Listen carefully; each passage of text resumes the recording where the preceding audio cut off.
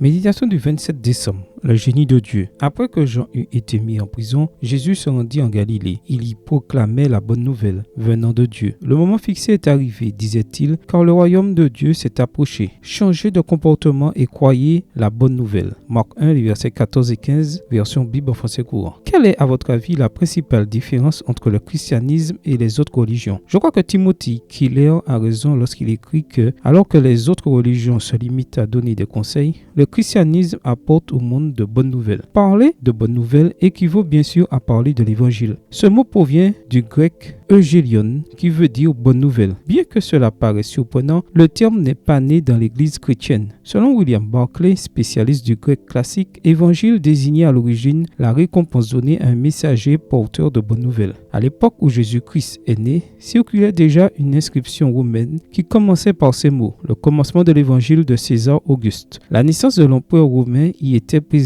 comme le commencement d'une série de bonnes nouvelles pour le monde. Dans le milieu profane, évangile désignait donc l'annonce d'un fait important qui s'était produit dans l'histoire. C'est ici qu'entre en jeu, une fois de plus, le génie de Dieu, pour entrer en communication avec nous en des termes compréhensibles. Comme Marc écrit que Jésus se rendit en Galilée, il y proclamait la bonne nouvelle venant de Dieu. Ce qu'il veut dire, à la base, c'est que quelque chose de grand commençait à se produire dans l'histoire de l'humanité. La bonne nouvelle que le royaume de Dieu s'était approché, non pour nous condamner, mais pour que nous soyons sauvés par lui. Voir Jean 3, verset 17. C'était la même nouvelle que celle donnée par l'ange au berger. Soyez sans crainte, car je vous annonce la bonne nouvelle d'une grande joie qui sera pour tout le peuple. Aujourd'hui, dans la ville de David, vous est né un sauveur qui est le Christ, le Seigneur. Luc 2, versets 10 et 11. Alors, qu'est-ce qui rend la religion du Christ unique et particulière? Avec les mots de Timothy Keller, tandis que les autres religions nous disent ce que nous devons faire pour nous approcher de Dieu, le christianisme nous apporte la bonne nouvelle de ce que Dieu a fait pour s'approcher de nous. Merci Seigneur pour ton don ineffable. Prière. Merci Père, parce qu'avant que nous t'aimions,